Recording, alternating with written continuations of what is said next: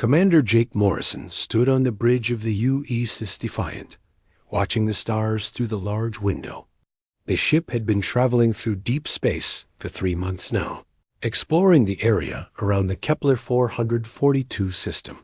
His crew was tired, but excited about the new planets they had found. "Sir, we're getting some strange readings," said Lieutenant Bobby Chun from his control station. The young officer looked worried as he stared at his screen. Jake walked over to Bobby's station. "What kind of readings?" "Energy signatures, sir. Big ones. They're coming from the edge of the system."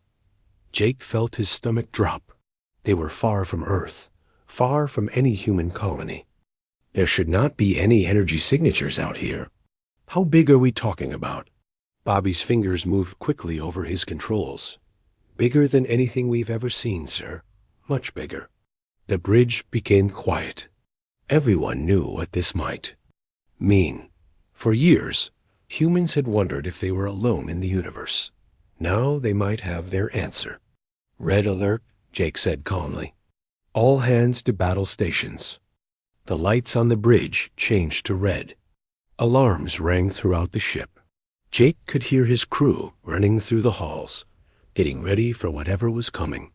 "Sir, something's happening," called out Ensign Kelly Turner from the sensor station.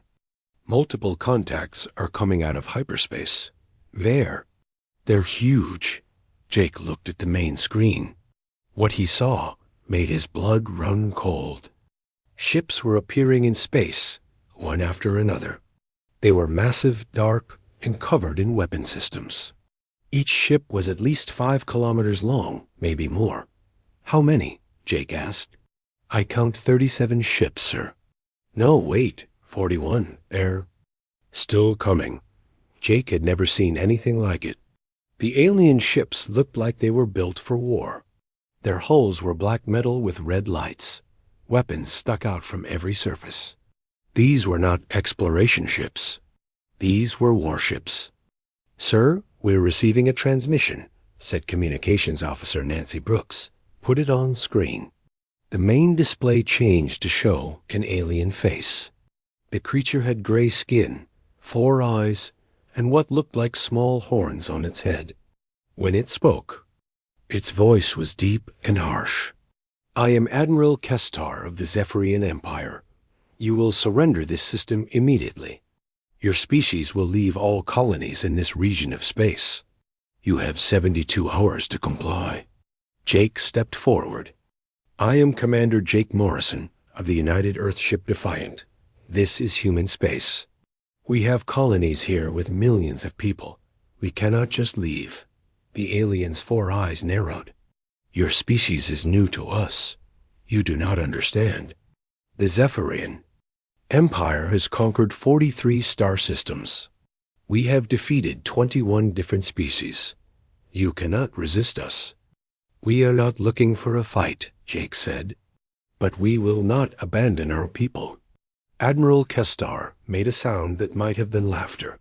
"Look at your ship. Look at our fleet. You have 1 small vessel. We have dozens of dreadnoughts. Each of our ships could destroy 10 of yours."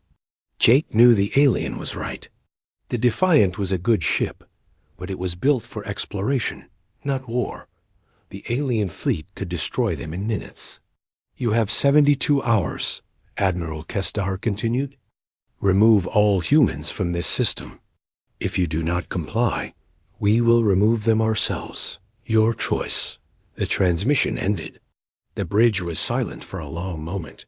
"Sir, what do we do?" asked Bobby. Jake thought quickly. He needed to warn the colonies. He needed to contact Earth. But most importantly, he needed to buy time. "Send a message to Captain Lisa Harper on the defense station. Tell her what's happening. Then get me a secure channel to Earth." "Yes, sir." Jake looked at the alien fleet on the screen. The ships were moving into formation around the system. They were not hiding their strength. They wanted humans to see how powerful they were. 20 minutes later, Jake was talking to Captain Harper on the defense station orbiting the main colony world. "Jake, I can see them from here, Lisa said. Her voice was tight with worry. There are so many of them. I know. How many people do we have in the system? About 3 million on the main world. Another 500,000 on the mining stations and research bases. Jake closed his eyes. 3.5 million people. How could they evacuate that many people in 72 hours? Lisa, I need you to start evacuation procedures, but do it quietly. We don't want to cause panic. Already started. But Jake, where are they going to go? We don't have enough ships to move everyone. Jake knew she was right. The colonies had cargo ships and passenger vessels, but not enough for a full evacuation. And even if they could move everyone, where would they? Go? Do what you can. I'm sending a message to Earth now. Jake walked to the secure communication station. He typed in his codes and waited for the connection to Earth. It would take several minutes for the message to reach home, and several more for any reply. Earth Command, this is Commander Morrison of the UEC Defiant. We have made contact with an alien species calling themselves the Zephyrian Empire. They have a large fleet and are demanding we evacuate the Kepler 442 system. We have 72 hours. Request immediate assistance. He sent the message and waited. While he waited, he watched the alien ships on the screen. They were not moving closer, but they were not leaving either. They were waiting. Sir, message from Earth, called Nancy. Put it through. A voice came through the speakers. It was Admiral Ryan Brooks, the head of Earth's space fleet. Jake, we received your message. We're sending everything we can, but it will take time. The nearest fleet is 6 days away. Can you hold them off? Jake looked at the alien fleet again. 41 massive warships against his one exploration vessel. I'll try, sir, but I need to know what we're dealing with. These Zephyrians claim they've conquered dozens of systems. They seem to know what they're doing. We're gathering intelligence now. Hold your position and keep us informed. Help is coming. The transmission ended. Jake sat in his command chair and thought about the situation. 72 hours. That was not enough time to evacuate 3 million people. It was not enough time for help to arrive from Earth. But maybe it was enough time for something else. Bobby, send a coded message to all human ships in the system. Tell them we need to talk. Emergency meeting in 2 hours. Yes, sir. Jake stood up and walked to the window. The alien fleet hung in space like a dark cloud. They looked so confident, so sure of their victory. But Jake had been in the human fleet for 15 years. He had studied history. He knew that sometimes the side that looked weaker could surprise everyone. He just hoped he was right. Fleet Admiral Ryan Brooks stood in the war room deep beneath Earth's moon. The room was full of officers, scientists, and government officials. Everyone looked worried as they watched the main screen showing the alien fleet near Kepler 442. How? Long until our ships can reach them? Asked General Patricia Stone, the head of Earth's military. 6 days minimum, replied Captain Tony Rodriguez, the fleet coordinator. The nearest battle group is at Wolf 359. They're moving as fast as they can. Ryan shook his head. That's not fast enough. Those people will be dead or captured by then. Dr. Emma Stone, the government's top expert on alien life, stepped forward. Admiral, I've been studying the images of their ships. These Zephyrians build for intimidation. Look at the size of those vessels. They're designed to scare enemies into surrendering. Is that bad or good for us? Asked Ryan. Maybe good. Ships that big are hard to move quickly. They'd probably rely on overwhelming firepower rather than tactics. If we can find a way to get around their size advantage, ... Ryan walked to the big map showing human space. Earth was at the center, with colonies spreading out in all directions. The Kepler 442 system was just one of many, but it was important. If humans lost it, other aliens might think they were weak. What do we know about this Zephyrian Empire? Ryan asked. Dr. Stone pulled up a file on her tablet. Not much. They've been conquering systems for the past 50 years. They seem to follow a pattern. They show up with a huge fleet, demand surrender, and then either accept it or destroy everything. What happens to the species that surrender? They become slaves. The Zephyrians use them for labor in their mines and factories. It's not a good life. Ryan felt angry. No one was going to enslave humans. Not on his watch. Sir, we have a problem, said Major Pete Johnson from the communications station. The colonies are starting to panic. Word is spreading about the alien fleet. People are trying to leave, but there aren't enough ships. Ryan could imagine the chaos. Families packing their belongings, trying to get on any ship that would take them. Children crying as they left their homes. It reminded him of stories from Earth's history, when people had to flee from wars. What about the defense stations? Ryan asked. They have weapons, but nothing that could stop a fleet that size. Captain Harper is doing her best, but she knows it's hopeless. Ryan made a decision. He walked to the secure communication panel and entered his personal codes. This was the moment he had hoped would never come. This is Admiral Brooks. Authorization code Alpha 77. I am activating Protocol 7. All units, stand by for orders. The room became very quiet. Everyone knew what Protocol 7 meant, but most people thought it was just a theory. Now they were about to find out if it would work.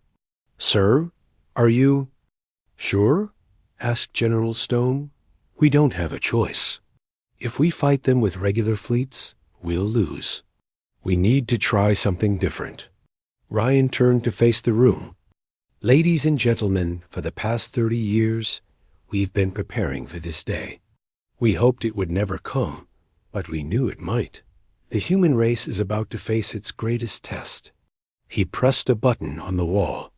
The lights dimmed, and a new screen appeared. It showed hundreds of ships throughout human space. But these were not military vessels. They were cargo ships, passenger liners, mining vessels, and research stations. What you're seeing is humanity's real defense force. Every civilian ship you see has been built with hidden military capabilities. Every mining station has weapons. Every cargo hauler can fight. The people in the room stared at the screen in amazement. Colonel Ben Murphy, who had been quiet until now, stepped forward. The Shadow Fleet project has been running for 30 years. We learned from Earth's history that sometimes you have to hide your strength until you're ready to use it.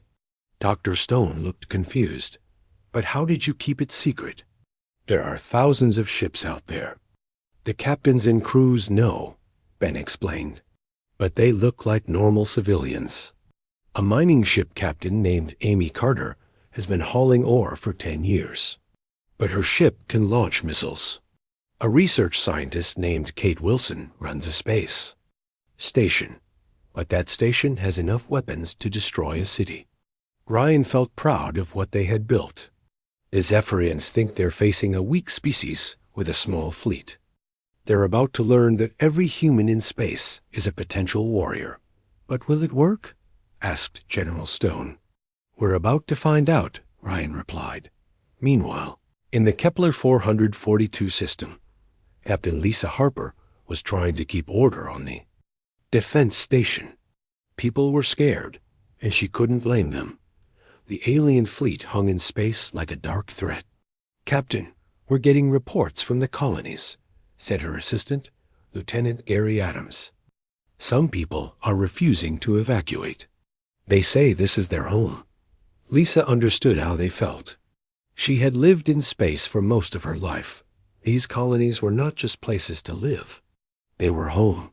What about the mining stations? Captain, Santos says her people are ready to fight. They've been miners for years, but they're tough. They won't run. Lisa smiled. That was the human spirit she knew. When pushed into a corner, humans didn't give up. They fought back. Send a message to all stations. Tell them help is coming. Tell them to hold on. Back on Earth, Ryan was sending coded messages to ship captains throughout human space. The messages were simple. The garden is ready for harvest. Captain Amy Carter received the message on her mining ship near the Vega system. She had been waiting for this day for years. Her ship looked like a normal ore hauler, but hidden in the cargo bays were missile launchers and fighter craft. Dr. Kate Wilson got the message on her research station. She told her team to prepare for emergency procedures. They knew what that meant. The station's laboratories would become weapon control centers. All across human space, seemingly innocent civilians were transforming into soldiers.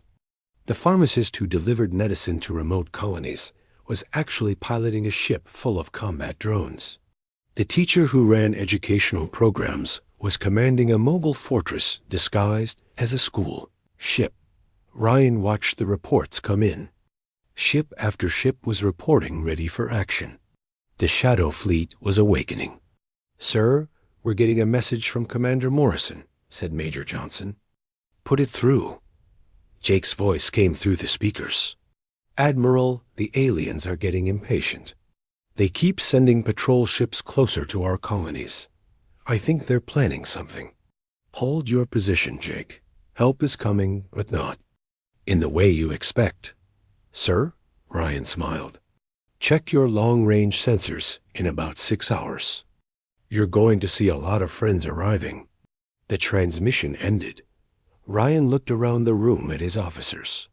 They were all thinking the same thing. This was the biggest risk humanity had ever taken. If the Shadow Fleet failed, the human race might be enslaved or destroyed.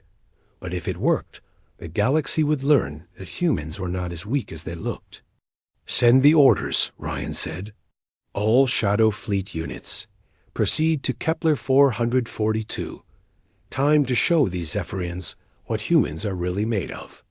As the orders went out, thousands of ships throughout human space began to move. To anyone watching, it looked like a massive evacuation. Cargo ships, passenger vessels, and research stations all seemed to be fleeing toward the Kepler 442 system. The Zephyrians would soon learn that appearances could be very deceiving. Admiral Kestar stood on the bridge of his flagship, the Destroyer of Worlds. Through the massive windows, he could see the human colony world spinning slowly below. The planet looked peaceful, with blue oceans and green continents. It would make a good addition to the Zephyrian Empire. "Admiral, the scouts have returned," reported Commander Zekthol, his second in command. "What do they report?" "The human military response is disappointing. They have perhaps 30 ships in the entire system. Most are old and poorly armed. The humans appear to be focusing on evacuation rather than resistance." Kestar was not surprised. This was the pattern with most species. When faced with the might of the Zephyrian Empire, they chose to run rather than fight. It was smart, but it was also cowardly. "How many evacuation ships are arriving?" "Hundreds, sir. Cargo vessels, passenger ships, mining haulers.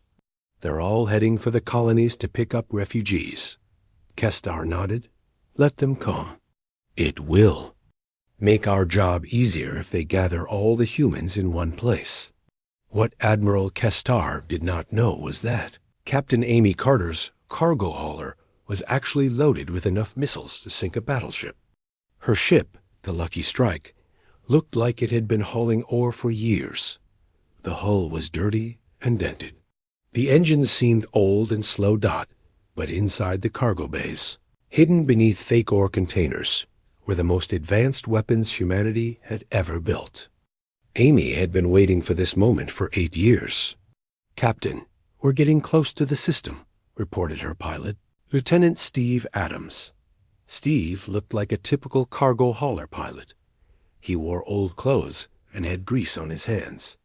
But He was actually one of the best combat pilots in the human fleet.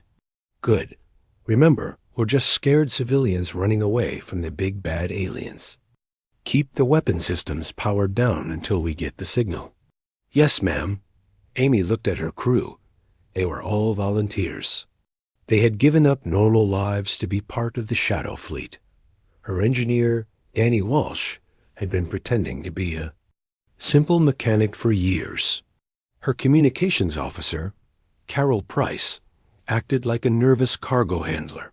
But they were all trained soldiers. Nearby, Dr. Kate Wilson was bringing her research station into the system. The station looked like a typical scientific outpost. It had laboratories, living quarters, and communication arrays. But Kate had been building weapons into the station for years. "Doctor, the Zephyrians are scanning us," reported her assistant. "Lieutenant Mike Torres, let them scan. All they'll see is a bunch of scientists running away with their research." Kate smiled as she looked at her screens. The Zephyrians were so confident. They thought they knew everything about human capabilities. They were about to learn how wrong they were. The alien scouts continued to report back to Admiral Kestar. "Sir, more evacuation ships are arriving. They seem to be panicking. Some of the cargo ships are so overloaded they can barely fly." "Excellent. Fear makes them careless. What about their military ships?" "Still just the 30 vessels we counted before. They're staying close to the colonies, probably trying to protect the evacuation." Kestar was pleased. This was going exactly as planned. The humans were behaving like every other species the Zephyrians had conquered. First fear, then evacuation, then surrender. It was almost boring dot, but on the human ships, something very different was happening. Captain Maria Santos was explaining the battle plan to her crew. Her ship, the Wanderer, looked like a passenger liner. It had been carrying families between colonies for years. "Remember, we're not trying to match their firepower," Maria told her people. "We're going to use speed and surprise. Our ships are smaller, but we can move faster. We can hit them and disappear before they can react." Her weapons officer, Lieutenant Paul Kim, nodded. "The passenger decks have been converted to fighter bays. We've got 50 combat drones ready to launch. And the Zephyrians think we're just a scared passenger ship," added Navigator Jennifer Lee. Maria was proud of her crew. They had been pretending to be civilian ship workers for years. But they were all military trained. They knew their jobs. All across the system, similar conversations were happening. The captain of a medical ship was explaining to his crew how their healing drones had been modified to carry explosives. The commander of a mining vessel was showing his people how their ore processors could be used as weapons. The Zephyrians saw hundreds of panicking civilian ships. The humans saw the largest military fleet in their history, all disguised as helpless refugees. Commander Jake Morrison was watching the buildup from his ship, the Defiant. He could see the Shadow Fleet ships arriving, but he had to act like they were just civilians. "Sir, there are so many ships coming in," said Lieutenant Bobby Chun. "The Zephyrians must think we're completely helpless." "That's the idea," Jake replied. "How much longer until everyone is in position?" "Another 12 hours, sir. Captain Harper says the defense stations are ready too." Jake nodded. The defense stations looked like normal military installations, but they had been secretly upgraded with Shadow Fleet weapons. The Zephyrians would expect them to fight, but they would not expect them to fight so well. "Sir, message from Admiral Brooks on Earth," reported Communications Officer Nancy Brooks. "Put it through." Admiral Brooks' voice came through the speakers. "Jake, you should have almost everyone in position now. The Zephyrians still think you're just evacuating, right?" "Yes, sir." "They're acting very confident. They keep sending patrol ships closer to our colonies." "Good. That confidence is going to be their downfall. Are you ready for this?" Jake looked around his bridge. His crew was nervous, but determined. They knew they were about to make history. "We're ready, sir." "Then let's show these aliens what humans are really made of. Execute Protocol 7 in 18 hours. Back on the Zephyrian flagship, Admiral Kestar was growing impatient. "How much longer do we give them?" "The deadline is in 6 hours, sir," replied Commander Zechthel. "I am tired of waiting. These humans are taking too long to evacuate. Perhaps we should encourage them to move faster." "What do you suggest, sir?" "Destroy one of their outer stations. Show them we are serious." Kestar did not know that he was about to attack a station commanded by Captain Nicole Davis. Her medical facility looked like a peaceful hospital in space. But Nicole had been a combat medic before becoming a Shadow Fleet commander. Her station was full of surprises. "Captain, the Zephyrians are moving," reported her scanner operator, Ensign Tim Baker. "How many ships?" "3 of their smaller vessels. They're heading right for us." Nicole smiled. "Perfect. Send a message to all ships. Tell them the party is about to start early." Throughout the system, Shadow Fleet captains received the message. They had been waiting for this moment for years. The time for hiding was almost over. Captain Amy Carter powered up her weapon systems, but kept them hidden. Dr. Kate Wilson activated her station's defenses. Captain Maria Santos prepared her fighter drones for launch. The Zephyrians thought they were about to destroy a helpless medical station. Instead, they were about to discover that every human in the system was ready to fight. The battle was about to begin, and the aliens had no idea what was coming. The 3 Zephyrian attack ships moved toward Captain Nicole Davis's medical station like dark sharks through space. Admiral Kestar watched from his flagship, expecting to see the station destroyed in minutes. "Fire on the medical facility," he ordered. "Show these humans what happens when they take too long to surrender." The Zephyrian ships opened fire with their plasma cannons. Bright green energy beams shot toward the station. But something unexpected happened. The medical station's shields absorbed the attack and held firm. "Sir, their shields are stronger than expected," reported the Zephyrian weapons officer. "Then fire again. Destroy it." But Captain Nicole Davis had been waiting for this moment. "All right, people." They fired first. Time to show them what a human medical facility can really do. A station that had looked like a peaceful hospital suddenly changed. Hidden weapon ports opened along its hull. Missile launchers extended from what had appeared to be medical bays. The station's healing drones launched toward the Zephyrian ships, but they were not carrying medicine. "What is happening?" Admiral Kestar demanded as explosions lit up space around his attack ships. Before anyone could answer, the rest of the Shadow Fleet revealed itself. Captain Amy Carter's cargo hauler dropped its disguise. The dirty, dented hull split open to reveal rows of missile launchers. Her ship, the Lucky Strike, fired a massive barrage at the nearest Zephyrian vessel. "This is Captain Carter to all Shadow Fleet units. The dance is starting. Let's show these aliens how humans party."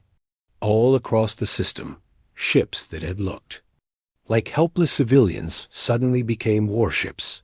Dr. Kate Wilson's research station activated weapons that had been hidden in fake laboratory equipment. Captain Maria Santos's passenger liner launched 50 combat drones from what the Zephyrians thought were cargo bays.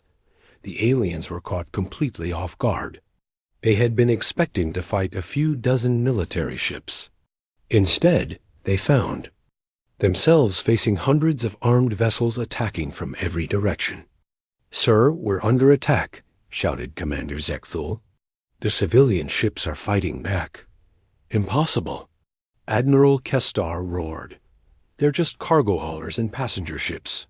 But the explosions around his fleet proved him wrong. The human evacuation fleet was actually the largest military force the Zephyrians had ever faced. Commander Jake Morrison watched from the bridge of the Defiant as the battle began. All human ships This is Commander Morrison. Execute Plan Delta. Hit them hard and fast." The Shadow Fleet attacked like a swarm of angry bees. The Zephyrian ships were huge and powerful, but they were also slow and clumsy. The human vessels were smaller and faster. They could strike and disappear before the aliens could respond. Captain Steve Adams led a group of maintenance pods that were actually advanced fighters. They flew between the massive alien ships, firing at weak points. In their armor, the Zephyrians tried to target them with their big guns, but the human ships were too small and too fast. "This is impossible," Admiral Kestar shouted. "How can maintenance pods carry weapons?" His question was answered when one of the pods fired a torpedo that punched through his flagship's shields. The explosion shook the entire ship. Meanwhile, Captain Maria Santos was commanding her passenger liner in a direct assault on a Zephyrian cruiser. Her ship looked like it should be carrying families on vacation. Instead, it was launching wave after wave of combat drones. "Santos to all units," she called over the radio. "Their big ships can't turn fast enough to track us. Keep moving and keep firing." The human tactics were unlike anything the Zephyrians had seen before. Most species they conquered fought in formation, ship against ship. But the humans were everywhere, at once, attacking from above, below, and all sides. Dr. Kate Wilson's research station was proving especially effective. She had spent years building weapons into scientific equipment. Her telescope was actually a precision laser cannon. Her communications array was a missile guidance system. "Wilson to all stations," she broadcasted. "Their command ship is the big one in the center. If we can take it out, the rest might surrender." But getting to the command ship meant fighting through the entire Zephyrian fleet. The alien vessels were damaged and confused, but they were still dangerous. Captain Amy Carter took up the challenge. "Lucky strike to all cargo haulers. Follow me. We're going to show these aliens what human determination looks like." Her ship led a group of disguised cargo vessels straight toward Admiral Kestar's flagship. The Zephyrian defenders fired everything they had, but the human ships kept coming. "Sir, the cargo ships are attacking us directly," reported Commander Zechthel. "They're not running away."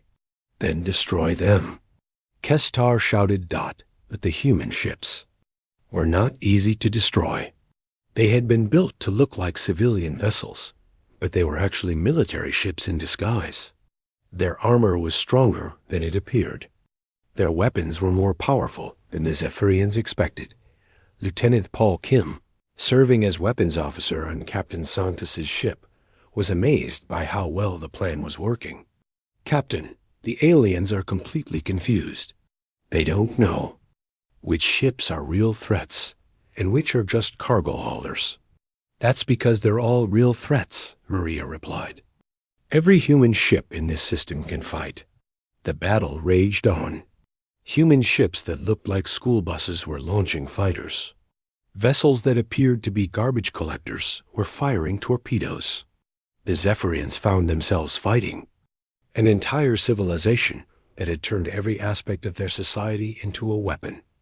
Admiral Kestar was beginning to understand what was happening. "They tricked us. This entire evacuation fleet is their military. Sir, what do we do?"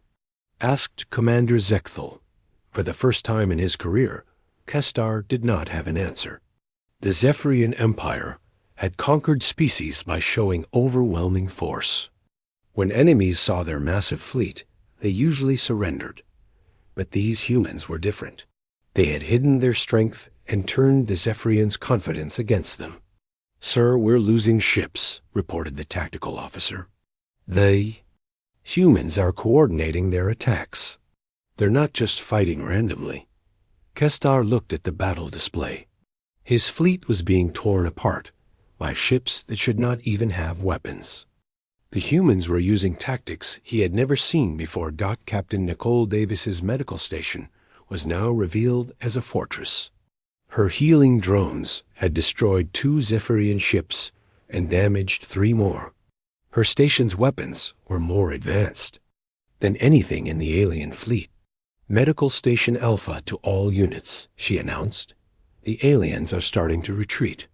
Don't let them regroup." The human ships pressed their advantage. They had been preparing for this battle for years. Every captain knew their role. Every crew member knew their job. Commander Jake Morrison felt proud as he watched his people fight. "This is what happens when you threaten humanity's children," he said to his crew. "We don't just fight back. We fight smart." The Zephyrian fleet that had seemed so powerful was now broken and scattered. Ships that had looked invincible were burning in space. The aliens who had conquered 21 species were being defeated by humans they had thought were weak. Admiral Kestar knew the battle was lost, but he could not understand how it had happened. How had these humans hidden such a powerful fleet? How had they turned civilian ships into warships? The answer was simple. Humans had learned from their history. They knew that sometimes the best way to win a fight was to let the enemy think they were weak until it was too late. The battle was almost over, but the humans were not finished yet. The battle was turning into a complete disaster for the Zephyrian Empire. Admiral Kestar watched in horror as his mighty fleet was torn apart by ships that looked like garbage collectors and school buses. This was supposed to be an easy conquest, but it had become a nightmare. "Sir, we've lost 18 ships," reported Commander Zekthul. "The humans are attacking from every direction. We can't coordinate our defense." "How is this possible?" Kestar demanded. "They're just civilians." The answer came from Captain Nicole Davis, whose medical station had just destroyed another Zephyrian cruiser. Her healing drones had been converted into precision bombers, and they were devastating the alien fleet. "Medical Station Alpha to all human ships," she announced. "The alien command ship is damaged, but still fighting. Let's finish this." Captain Amy Carter's cargo hauler, the Lucky Strike, led the final assault. Her ship had taken damage, but she was not giving up. "Carter, to all units. These aliens thought they could enslave humanity. Let's show them what happens when they pick on the wrong species." The human ships swarmed toward Admiral Kestar's flagship like angry hornets. The Zephyrian vessel was huge and powerful, but it was also slow and damaged.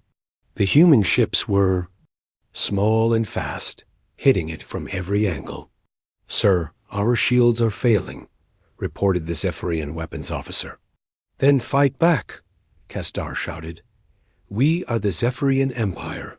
We have conquered 43 star systems." But the human ships kept coming. Dr. Kate Wilson's research station fired a precision laser that cut through the flagship's armor. Captain Maria Santos's passenger liner launched a final wave of combat drones that overwhelmed the alien defenses. End came when Captain Nicole Davis made a desperate decision.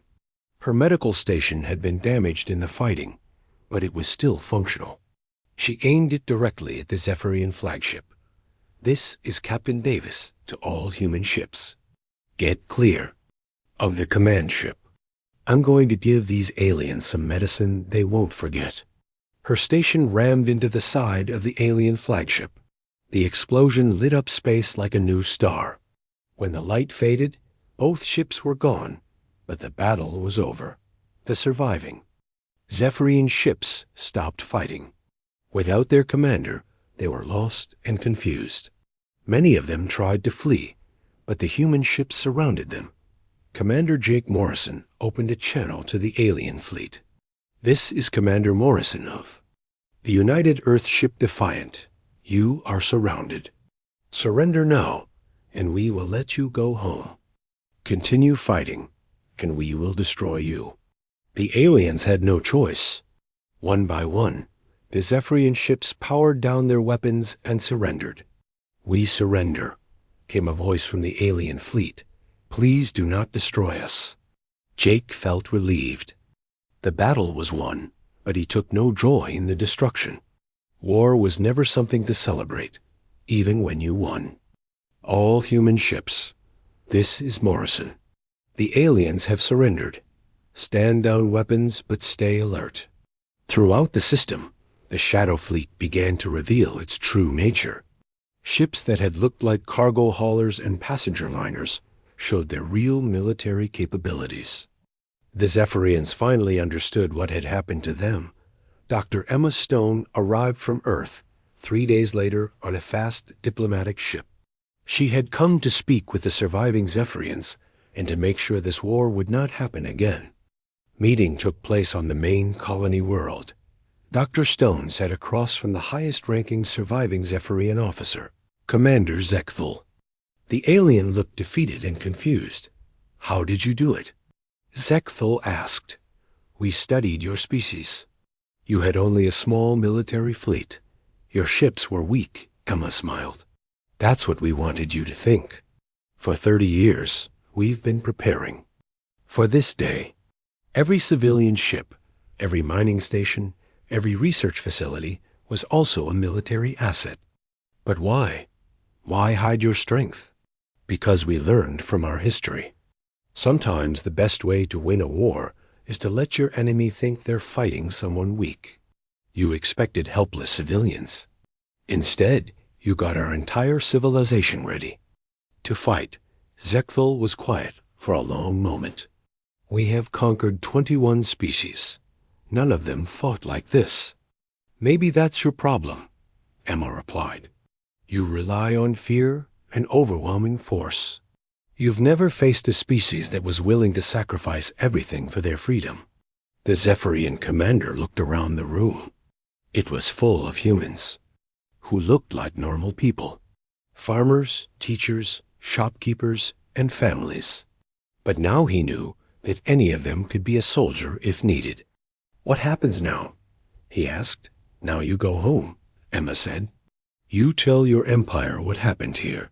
You tell them that humanity is not interested in conquest, but we will defend ourselves. If you leave us alone, we will leave you alone. And if we come back," Emma's expression became serious, "then you'll discover that what you faced here was just the beginning. Every human colony, every human ship, every human station is ready to fight. We've turned our entire civilization into a defensive force." Zekthal understood. The Zephyrian Empire had made a terrible mistake. They had attacked a species that was much stronger than it appeared. 2 weeks later, the surviving Zephyrian ships left human space. They carried with them a message that would change the galaxy forever. Humanity was not weak. They were not helpless. They were dangerous. Back on Earth, Admiral Ryan Brooks stood in the same war room where the crisis had started.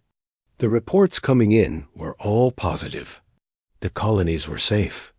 The Shadow Fleet had worked perfectly. Humanity had won its first interstellar war. "Sir, we're getting reports from other star systems," said Major Pete Johnson. "Word is spreading about what happened at Kepler 442. Several alien species are requesting diplomatic meetings." Ryan nodded. The galaxy was taking notice. Species that might have thought about attacking humanity were reconsidering. Others were interested in becoming allies. "What about the Zephyrian Empire?" Ryan asked. "Intelligence reports suggest they're pulling back their fleets. They're not looking for any more fights with humans." Ryan felt satisfied. The Shadow Fleet had done more than just win one battle. It had changed humanity's position in the galaxy. Commander Jake Morrison was promoted to Admiral and put in charge of the Kepler 442 Defense Force. He stood on the bridge of his new flagship, looking out at the rebuilt colonies. Children were playing in the streets again. Families were returning to their homes. "Sir, the new defense stations are online," reported his aide, Lieutenant Bobby Chun, who had also been promoted. "Good. How many Shadow Fleet ships are staying in the system?" 57, sir. They're all maintaining their civilian disguises, but they're ready if we need them." Jake smiled. The galaxy might look at the Kepler 442 system and see peaceful colonies and civilian ships. But he knew the truth. Every ship, every station, every person was ready to defend their home. A month later, Dr. Emma Stone found herself speaking to a gathering of alien diplomats from across the galaxy. They had come to learn about humanity and to understand what had happened to the mighty Zephyrian Empire. "How did such a young species defeat the Zephyrians?" asked an alien ambassador. "We didn't defeat them with superior technology or bigger ships," Emma explained. "We defeated them with unity and preparation. Every human, no matter what their job, was ready to defend our people. But how did you keep it secret?" "Because we understand that strength doesn't have to be obvious. A mining ship that can also fight is more useful than a warship that can only fight. A research station that can defend itself is better than one that needs protection." The aliens listened carefully. Some of them were taking notes. "Are humans planning to expand their territory?" asked another ambassador. "No," Emma replied firmly. "We're not conquerors. We just want to live in peace and explore the galaxy. But if anyone threatens our people, they'll discover that every human can be a warrior when necessary." The meeting ended with several species asking to establish trade agreements with humanity. Others wanted to learn about human defensive strategies. The galaxy had learned a valuable lesson about judging species by their appearance. Back on the colony world, Captain Amy Carter was loading her ship with real cargo for the first time in years. The Lucky Strike looked like a normal cargo hauler again, but Amy and her crew were ready to fight if needed. "Captain, where are we heading next?" asked Lieutenant Steve Adams. "The Centauri system. They need medical supplies. It's a peaceful run. And if it's not peaceful," Amy smiled, "then we'll remind whoever's causing trouble that human cargo ships aren't as helpless as they look." Throughout human space, life returned to normal. But it was a new kind of normal. Everyone knew that they were part of something bigger. Every ship captain, every station commander, every colonist was part of humanity's defense.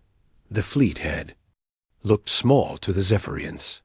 They had seen a few dozen military ships and hundreds of civilian vessels.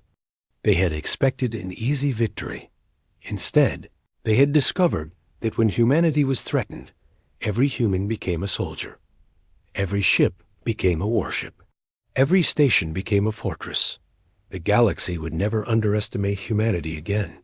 And, in the depths of space, other species that might have been planning to test human strength quietly changed their minds.